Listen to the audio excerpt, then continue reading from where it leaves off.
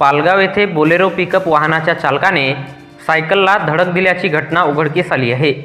या अपघातात सायकलस्वार गंभीर जखमी झाल्याची घटना घडली आहे।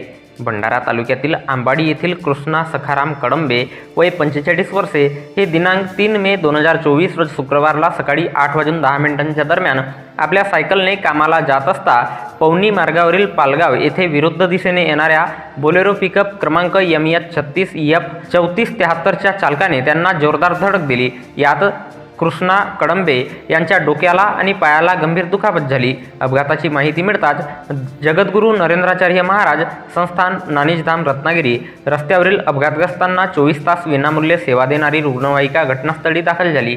पालगावचे पोलीस पाटील भगवान साखरवाडे, रुग्णवाहिका चालक प्रमोद मोहतुरे यांच्या मदतीने अपघातातील गंभीर जखमी इसमाला जिल्हा सामान्य रुग्णालय भंडारा येथे उपचाराकरिता हलविण्यात आले आहे। येथे त्यांच्यावर उपचार सुरू आहेत।